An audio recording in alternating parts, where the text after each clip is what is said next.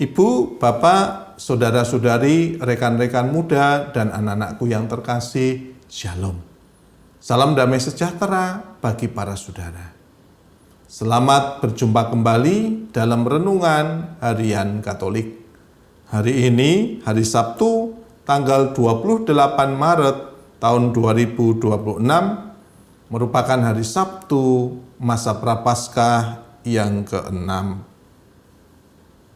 Tema renungan hari ini dipulihkan dari perpecahan dan dipersatukan oleh Tuhan. Para saudaraku yang terkasih, Nabi Yeskiel menegaskan bahwa Tuhan akan menjadikan orang Israel satu bangsa. Dan penginjil Yohanes menegaskan bahwa Yesus rindu mengumpulkan dan mempersatukan anak-anak Allah yang tercerai-berai. Nah, Pak Saudara, kita dapat merenungkan betapa banyak umat Allah yang tercerai-berai. Ada yang tercerai dalam keluarganya, misalnya perpisahan antara suami istri.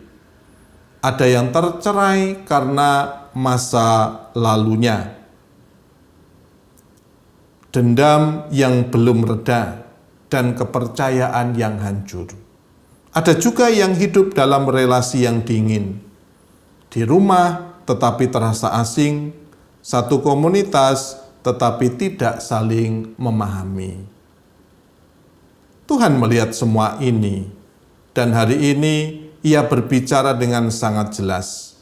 Aku akan menjadikan mereka satu bangsa. Aku akan menjadi Allah mereka, dan mereka menjadi umatku.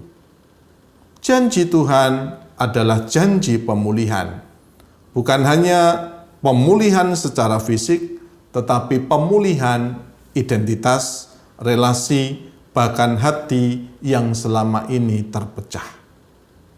Dan lihatlah, Yesus tidak hanya menyembuhkan Lazarus, Ia juga menghadirkan harapan baru di tengah masyarakat yang penuh ketakutan dan kuasa politik yang manipulatif. Bahkan ketika orang-orang Farisi mulai mengatur siasat pembunuhan, Allah justru memakai situasi itu untuk menyatakan rencana keselamatannya. Apa rencana itu? Yesus akan mati bukan hanya untuk satu bangsa, tetapi untuk mengumpulkan dan mempersatukan anak-anak Allah yang tercerai-berai, termasuk kita. Apa yang dapat kita renungkan? Yang pertama, kita dipanggil untuk menjadi pribadi yang mempersatukan, bukan memecah. Mungkin selama ini kita terlalu mudah menghakimi atau membiarkan relasi yang rusak terus dibiarkan. Hari ini Tuhan memanggil kita untuk menjadi pembawa damai. Mulai dari keluarga kita sendiri. Minta maaf, membuka diri, menata ulang komunikasi, dan jangan gengsi untuk memulai kembali. Yang kedua, Tuhan tidak pernah lelah menjemput kita kembali. Kadang kita merasa hidup kita terlalu rusak untuk dipulihkan.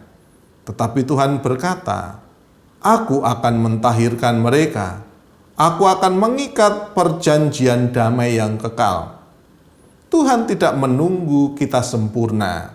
Ia datang justru saat kita sedang tercerai. Dan Ia ingin membawa kita kembali ke rumah, ke dalam pelukannya. Dan yang ketiga, ada harga yang dibayar untuk pemulihan itu. Yesus tahu bahwa mempersatukan manusia tidak cukup dengan kata-kata manis. Ia sendiri harus menderita, bahkan mati. Maka jika kita mau mengalami damai, siap-siap juga untuk melepaskan ego, mengorbankan keinginan pribadi, atau kadang menelan rasa sakit demi kasih yang lebih besar. Para saudaraku yang terkasih, Tuhan kita bukan Tuhan yang jauh.